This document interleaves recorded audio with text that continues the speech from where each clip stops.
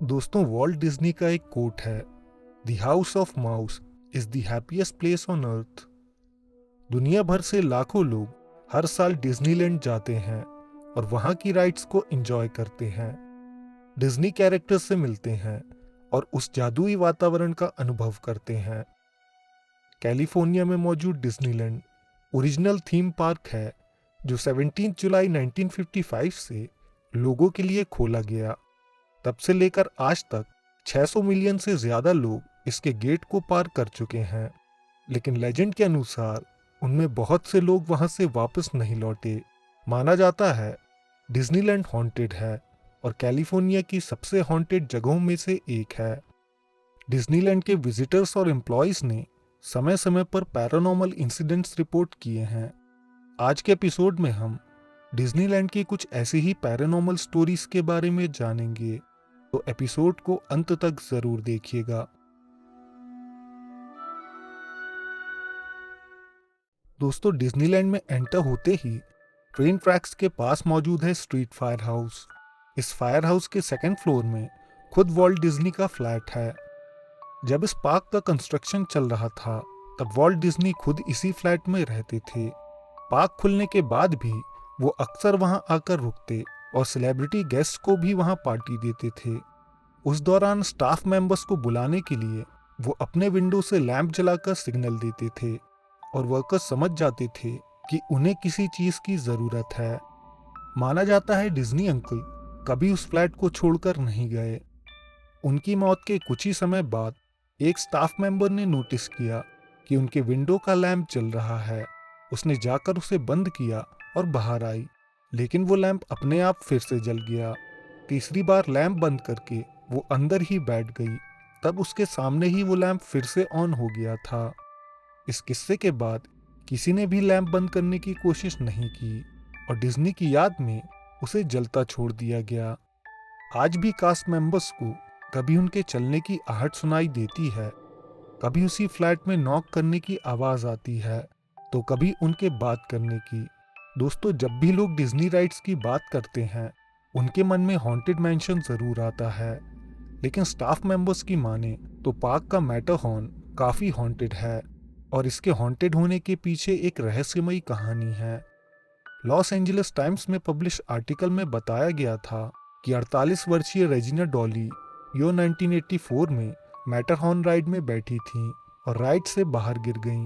उस हादसे में उनकी जान चली गई थी और उसी स्पॉट को डॉलीज डिप का नाम दिया गया। स्टाफ मेंबर्स की माने तो डॉली आज भी राइड को हॉन्ट करती है। क्रिस्टन नाम की एक वर्कर जो पार्क में 1989 से लेकर 1995 तक काम कर चुकी हैं, उन्होंने दावा किया कि उन्हें किसी रूह की मौजूदगी का एहसास मैटरहॉर्न में काम करते वक्त हुआ। साथ ही कई कोवर्कर्स ने डॉली को अपनी आंखों से देखा भी है। दोस्तों, कहा जाता है कि हादसे में मरे हुए लोग अक्सर प्रेत आत्मा की श्रेणी में जाते हैं।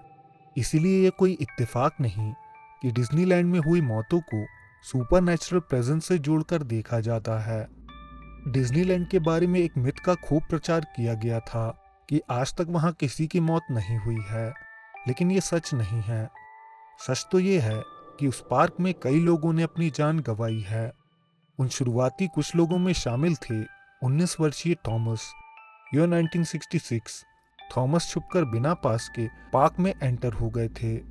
ये annual high school grand night event था। पार्क बाहर वालों के लिए बंद कर दिया गया था, लेकिन थॉमस को वो इवेंट देखना था। थॉमस ने फैंस को चढ़कर पार किया और मोनोरेल के ट्रैक पर गिरे। सिक्योरिटी ने उन्हें देख लिया था और वहां से हटने के लिए कहा, लेकिन थॉमस डर के मारे ट्रैक पर भागे और आती हुई मोनोरेल से टकरा गए। मौके पर ही उन्होंने दम तोड़ दिया था। उसके बाद से मोनोरेल ड्राइवर्स ने अक्सर ये दावा किया है कि रात के समय ट्रैक्स पर थॉमस नजर आते हैं। वो कई बार ट्रैक्स के सामने खड़े हो जाते हैं, लेकिन जैसे ही ट्रेन उनके करीब पहुंचती है वो हवा में गायब हो जाते हैं।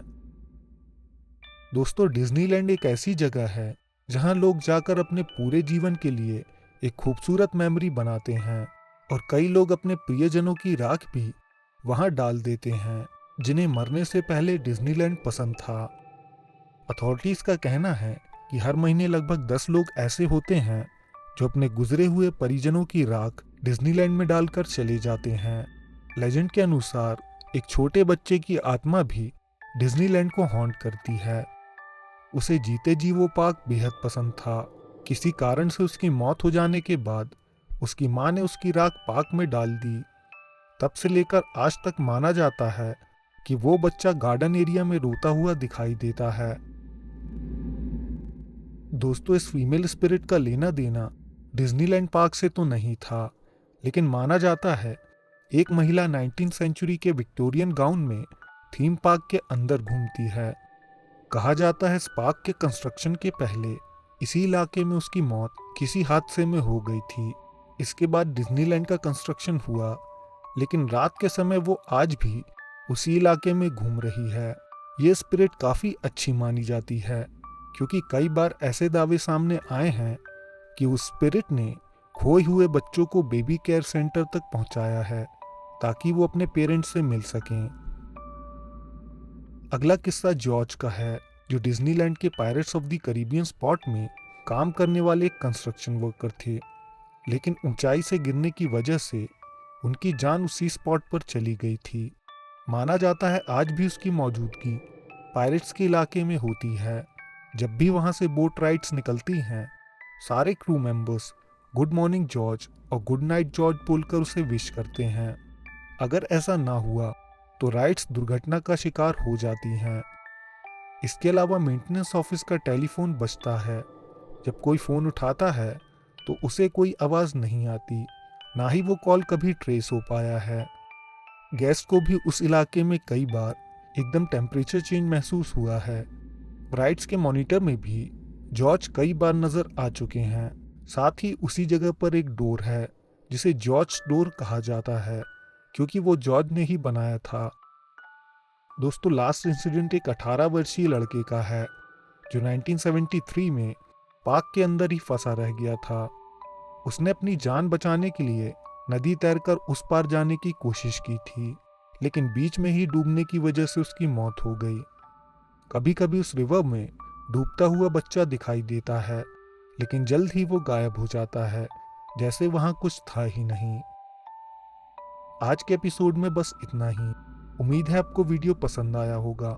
वीडियो को लाइक करके हमें सपोर्ट करें, कमेंट्स में अपनी राय दें। अगर आप चाहें तो हमारे चैनल को सब्सक्राइब करके ऑल नोटिफिकेशंस ऑन कर सकते हैं।